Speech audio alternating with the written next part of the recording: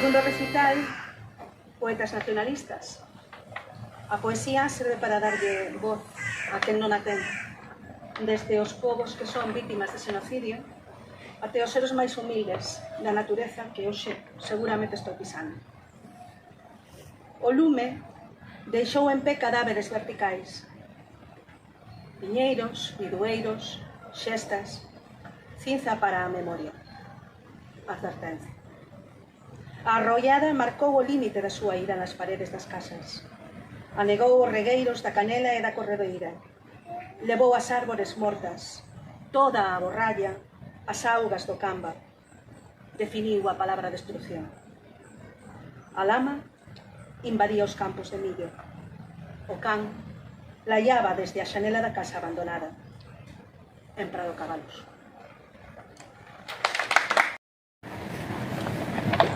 Ben, voulle dedicar a lectura aos nenos palestinos, aos nenos da India que me fixeron chorar, a un neno ecuatoriano que foi grabado na artillería ao cemiterio a ensinar as drogas.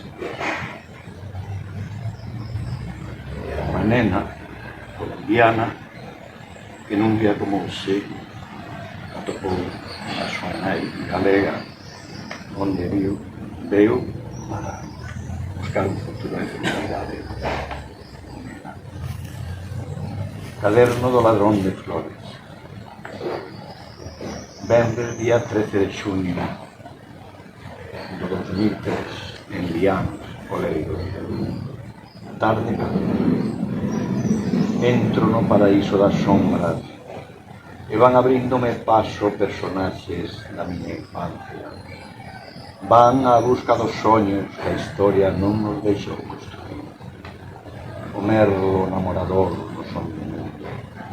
Un home traballa e dá golpes aos ferros que no lonxe semeñan ocos. A vida copia. O mar fíxose claridade brumosa. Os pardais, co seu metálico, anuncian o verano. Sábado 14 de xuño. Segundo recital, poetas nacionalistas. A poesía serve para darlle voz a quen non a ten, desde os povos que son vítimas de xenocidio até os seres máis humildes da natureza que hoxe seguramente estou pisando. O lume deixou en pé cadáveres verticais, piñeiros, bidueiros, xestas, cinza para a memoria, advertencia. A arrollada marcou o límite da súa ira nas paredes das casas. Anegou os regueiros da Canela e da Corredoira. Levou as árbores mortas, toda a borralla, as augas do Camba. Definiu a palabra destrucción. A lama invadía os campos de millo. O can laiaba desde a xanela da casa abandonada, en Prado Cabalos. 2003, Lianos, Oleiro. Branca lúa de xuño, lúa chea sobre Culleredo. No país de nunca xamais, día fermoso e entrañable. Os actos en honra de Phil Vergara na viña. Nunha natureza mirante, no val de Louza, entre montañas altas e altos cumes, un río de leitos transparentes e puros. O muiño, os carballos centenarios. Domingo 15 de xuño 2003, Lianos, Oleiro.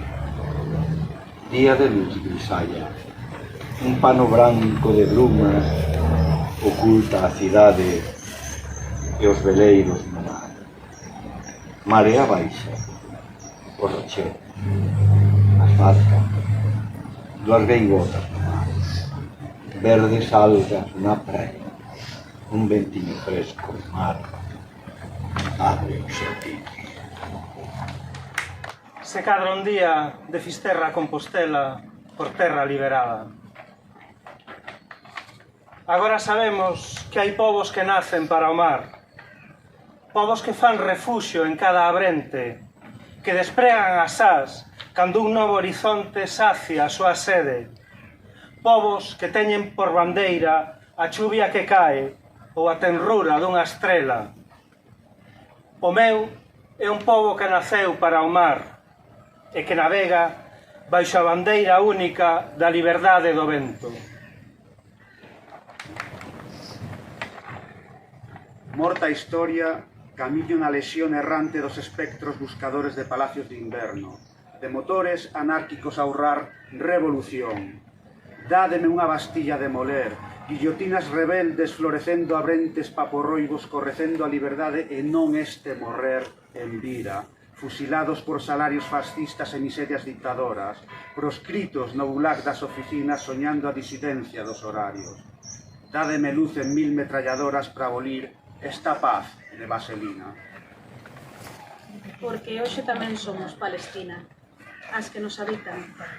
Enguedellar a nosa lingua orgullosa na non normatividade do país, na epiderme ferida de quen se sabe, niño de esperanza e de algunha víbora. Berce de xente afouta, de quen entoa altri non nunca máis e de quen lembra vagalumes solidarios iluminando a noite en Angrois.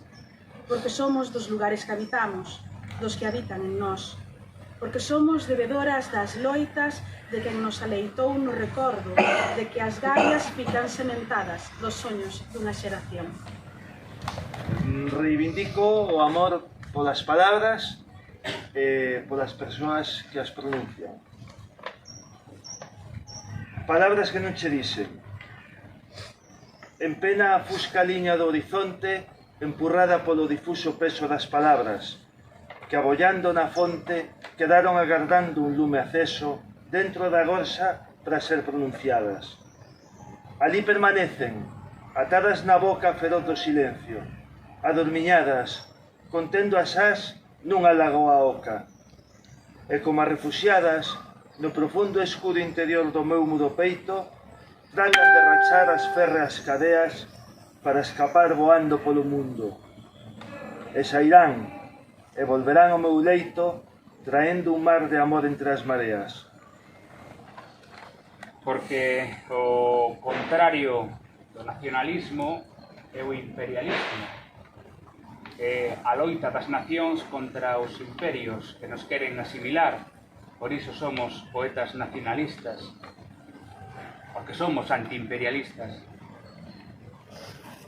Se quero casa para os meus adentros, percorrela de arriba a un lado como a quen procura o metal da ausencia se agarimo as pedras coa punta dos dedos. Escribo aquilo que nunca existiu. Ti vas procurar polos cuartos o boneco que certo neno deixou esquecido. Apañarás o óxido da ferralla, deterás a ollada no cuberto. De debaixo da terra, mais tamén do humus e do interior da rocha, abrollar a vemos desde a marxinalidade. Manteremos o descontento e a repulsión do que é administrado. Son a fantasma que un día deseñei camiñando polo paseo dos leóns.